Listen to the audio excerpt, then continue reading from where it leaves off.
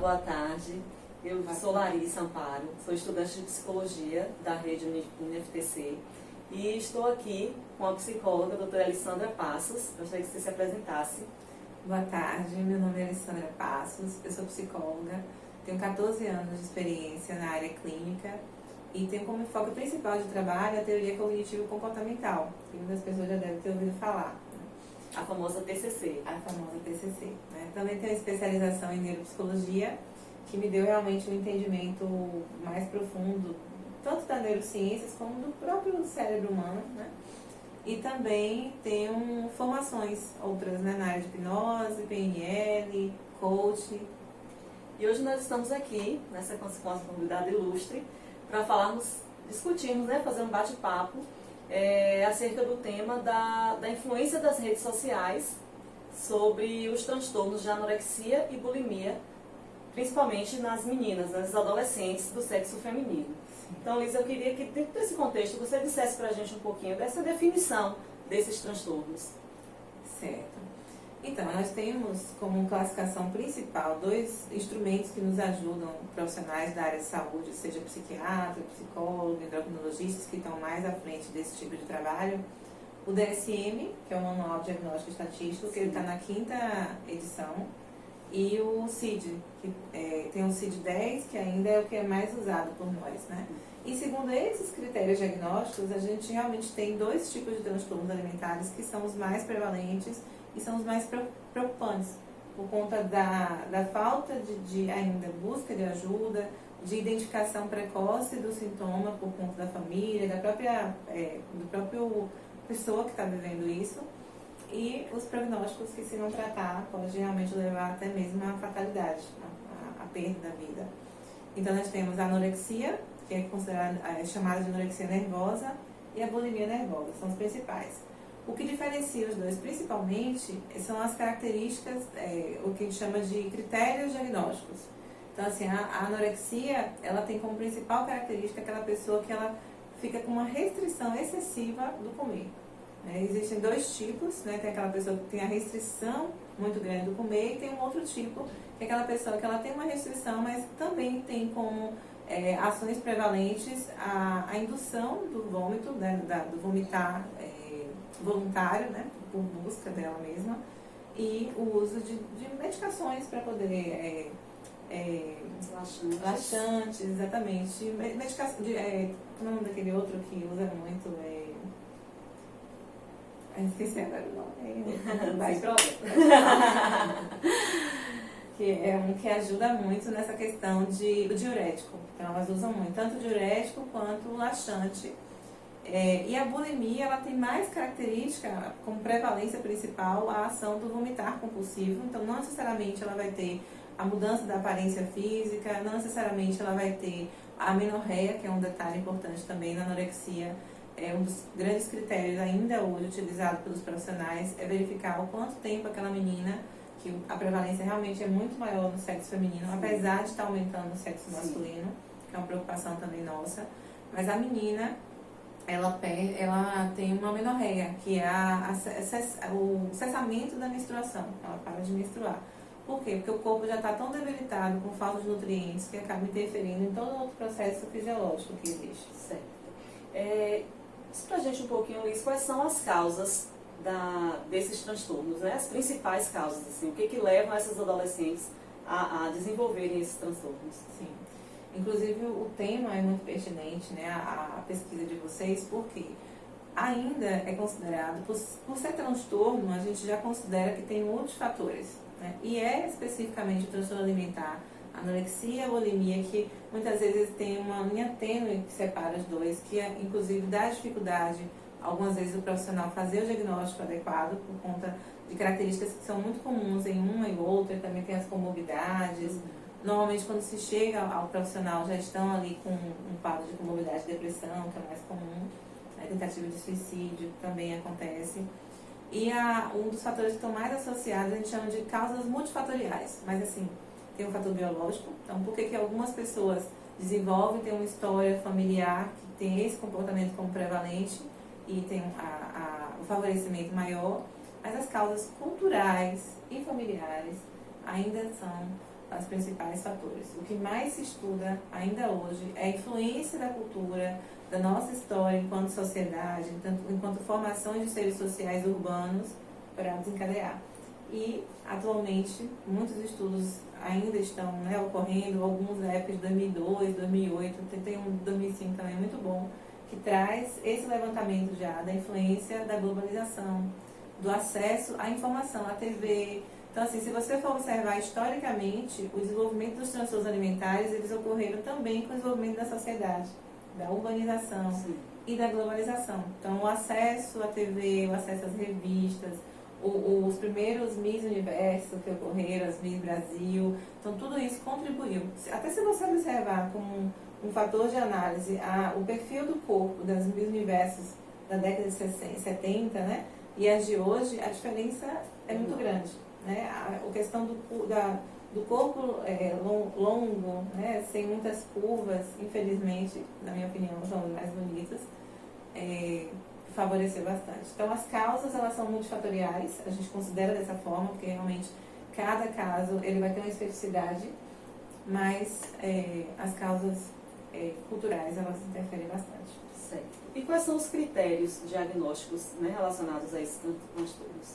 Então, quando a gente fala da anorexia, o ponto principal é a gente identificar essa escassez excessiva, aquela menina que passa horas, dias e sem comer ou come de forma muito restritiva, e o que come, vomita.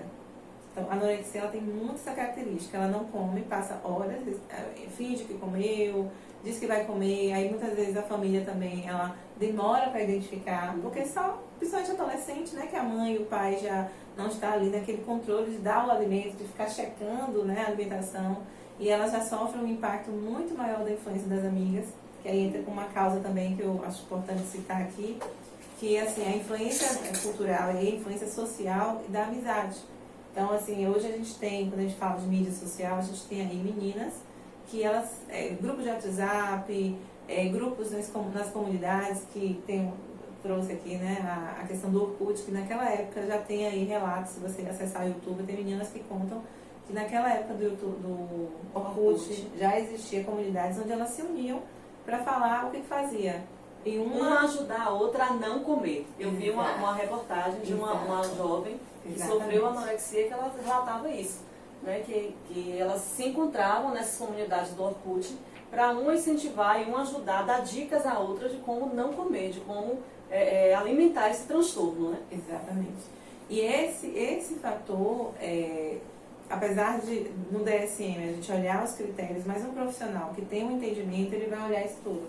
Então, entra como critério diagnóstico, né? A influência, a importância da amizade, aquela pessoa que tem uma facilidade maior em sofrer influência cultural, a inabilidade social, entre outros assuntos que se der, a gente traz aqui, que é a inabilidade social como inassertividade, que ela precisa simplesmente seguir a cultura da magreza para poder ser aceita no grupo. E o que a gente está mais vendo hoje, né? Infelizmente. E que é tão comum os adolescentes, a necessidade em ser aceito em grupos, né? Então, assim, eu cito a importância da família, da atenção da família, né? De estar ali atento a alguns sinais desses adolescentes. O que você nos diz com relação a isso? Na minha opinião e no meu trabalho, é o ponto principal. Né? Quando eu recebo um caso, lógico, como psicóloga clínica, com todo o cuidado de encaminhamento para os profissionais que têm nesse trabalho, né, multidisciplinar, o ponto principal, a gente precisa fazer o diagnóstico, seguir esses critérios diagnósticos, que é do DSM e do CID, mas o principal exatamente é esse, é identificar o papel da família. Então, sempre, chega a menina, eu já tive casos, inclusive, de adolescentes que chegaram ao meu consultório porque uma amiga ajudou também. Eu atendi uma jovem e ela, assistindo algum programa, né, falou sobre esse tema, ela identificou o que estava acontecendo com a amiga e levou escondido da mãe da menina para o psicólogo, porque, infelizmente, ainda tinha aqueles padrões que estão evoluindo na sociedade, estão percebendo que realmente vale muito a pena você investir na sua saúde mental. Mas naquela época, você deve ter o quê? Uns 7 anos, uns 8 anos. Ela foi escondida para buscar ajuda. Eu, como um profissional, acolhi, mas expliquei que naquele momento eu validei muito aquela ação dela, mas que eu não poderia atendê-la sem o consentimento do adulto, por ela ser menor de idade. Ela tinha uns 14, 15 anos. E foi assim que eu consegui chegar à mãe. Mas foi um trabalho muito bom, foi bacana até eu lembrar aqui, porque a gente conseguiu fazer, o caso dela, ela tinha uma bulimia já desenvolvendo com... Aí você fala, pode ser que a pessoa comece com bulimia e desenvolva anorexia? Sim. Por isso que tem, inclusive, alguns estudiosos que questionam esses critérios diagnósticos. Mas é um tema também específico. Mas o mais importante é você entender, olha, essa pessoa está vivendo um comprometimento de limitação alimentar, ela está fazendo uso de medicações, sejam elas quais forem, para poder não engordar, que o americano gosta muito de chamar de fat phobia, né, que é a fobia da gordura. Hoje a gente tem nas mídias sociais também um movimento contrário, que tem, de alguma forma, ajudado a esse tema, a trazer evidência desse tema, que é a gordofobia, né? Já tem um grupo de pessoas que têm um índice de massa corpórea maior, não segue os padrões da beleza, que ok, tá tudo bem, mas são pessoas que estão ali mostrando para as meninas que não é para seguir a regra, ela tem que ver a função na vida dela. Então a família entra justamente nesse papel. Quando a gente chama os pais, a gente traz a consciência para eles. Não é simplesmente chegar agora e falar, vai comer, menina. Não é dessa forma. Então a gente realmente insere os pais no entendimento da gravidade do caso. E de não fazer menosprezar o que a menina está vivendo. Por quê? Qual é a grande questão desse grupo? Por que os transtornos alimentares são tão prevalentes, principalmente nos adolescentes? E cada dia mais está chegando nas fases menores. Tem crianças, já tem relatos de crianças com 9 anos e 5 anos já sabendo quais são as restrições alimentares que precisam ter. Onde elas têm acesso a isso?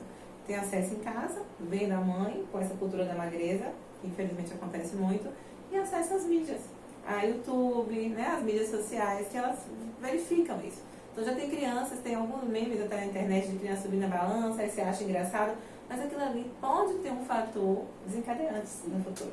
Então, nisso tudo, apesar de ser uma coisa que parece ter tão simples, mas existe uma complexidade, porque essa mãe, esse pai, esse cuidador, ele tem que estar atento aos pequenos sinais, que tudo começa de uma forma simples até evoluir para mais complexo. Tudo começa de uma forma inofensiva, né? Aparentemente inofensiva.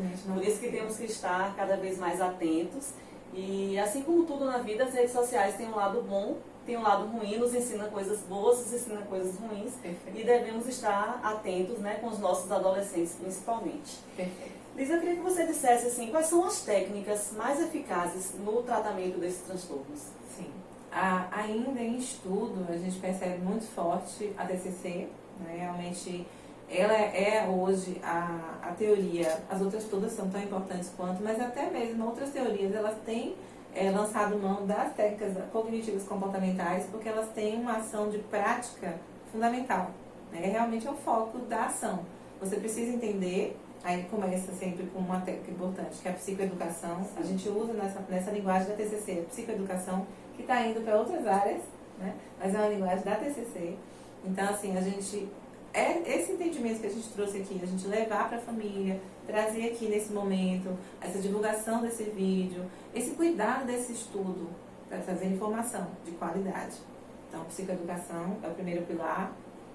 E as técnicas de forma geral. Então, assim, a gente começa com entendimento da família, postura da mãe, tem várias. A gente faz muitas vezes dessensibilização sistemática para diminuir a quantidade de dias que ela fica sem comer.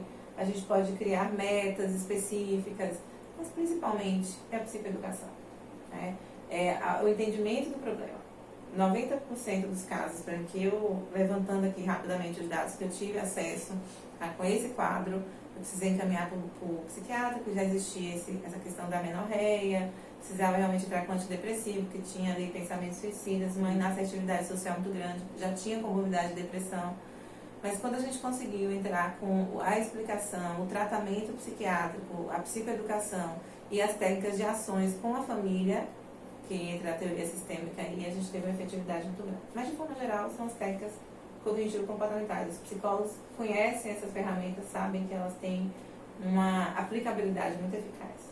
Só para a gente fechar, Liz, eu queria que você trouxesse assim para a gente só um pouquinho da história, né? De como tudo isso começou, de como veio lá dos nossos antepassados, como foi essa evolução referente à alimentação mesmo, não só focada na anorexia e bulimia, mas as nossas alimentações, assim, lá dos nossos, né, dos sapiens, de como foi essa evolução. Sim.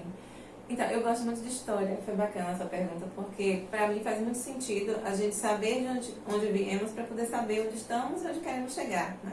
Então, se você olhar a história da humanidade, nós temos na nossa evolução a escassez de comida como algo prevalente.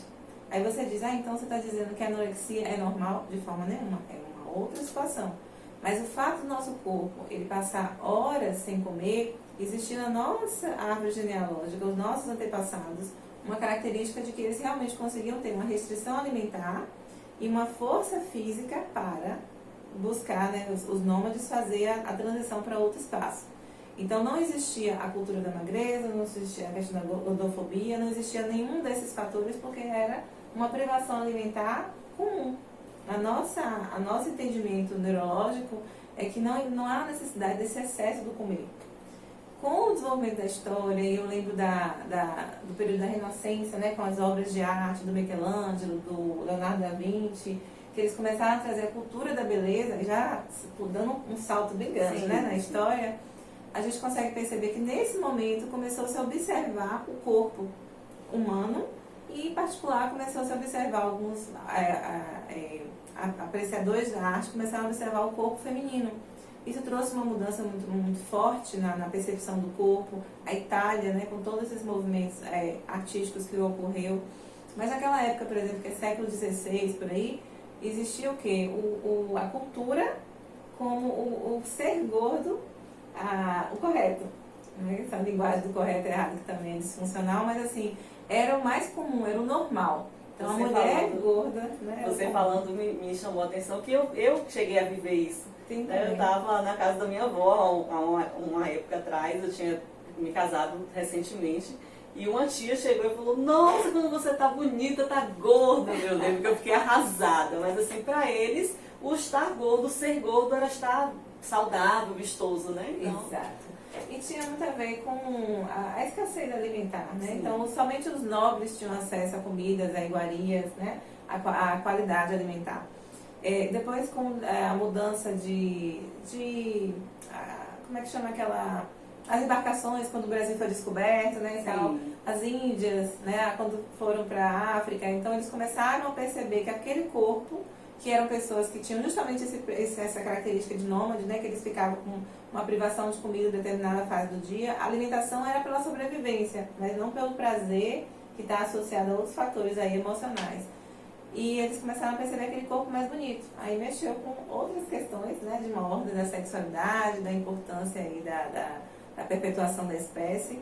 E começou, então, o movimento, a cultura da beleza começou nesse ponto. Se você observar os estudos falando sobre as linguagens, falando sobre como eles viram as africanas quando chegaram no continente africano, como eles viram as índias quando chegaram aqui no nosso continente, foi justamente essa forma do corpo que até então não era colocado como evidente, como importante. Né?